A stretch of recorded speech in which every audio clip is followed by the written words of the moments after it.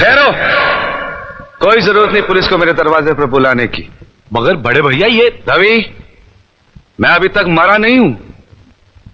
घर की छोटी मोटी उलझने मैं खुद सुलझा सकता हूं। साहब जी ने डांटी है, अभी का अभी डांटी है।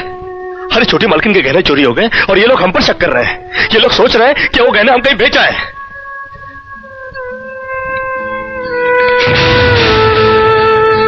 बाकी के रुपए कहां है कृष्णा? क्या क्या पूछा आपने साहब जी? मैं पूछ रहा हूं कि बाकी के रुपए कहां है?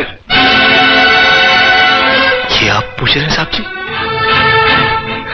अपने कृष्णा से? देखो कृष्णा, गलती हर इंसान से होती है।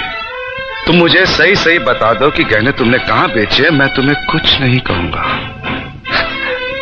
अब कहने के लिए बाकी ही क्या है साहब जी? एक छोटा सा सवाल पूछ के आपने बहुत कुछ कह दिया है साहब जी।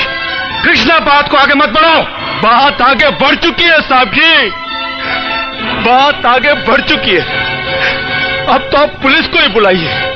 वो जब हमें कुत्ते की तरह मार मार के हमसे पूछेगी ना, अब तो हम तभी बताएंगे कि हम गहने कहां बेच कर आए साहब जी। मत कहो मुझे साहब जी। इसी साहब जी की इज्जत आज तुमने मिट्टी में मिला दी। क्या कुछ नहीं किया था मैंने तुम्हारे लिए, उसका मुझे तुमने ये बतला दिया। अरे भैया ये क्या? अरे हट जाओ ज्योति। जिस दिन मेरी फैक्ट्री जलकर राख हो गई थी और मैं बर्बाद हो गया था, मुझे उतना दुख नहीं हुआ था कृष्णा जितना आज हुआ जब तुमने इस घर में चोरी की है। साहब जी, बचपन में जब हमारे माँ बाप मर गए थे ना और हम अनाथ हो गए थे ना, तब भी हमें इतना दुख नहीं हुआ था जितना दुख हमें आज हुआ है जब आपने हमें चोर कहा साहब जी। आपने हमें चोर कैसे कहा साहब जी? और ज्यादा सफाई देने की जरूरत नहीं है। दूर हो जा, मेरी नजरों से दूर हो जा। निकल जा इस घर से। अरे इस घर से ही क्या, इस गांव को ही छोड़कर चले जाएंगे। अरे मुझ जनात का क्या है, काट लेंगे अपनी जिंदगी कहीं भी। इतने साल इस घर में बेफिक्री से ये समझकर काट लिए कि साहब जी का हाथ है हमारे सर पर।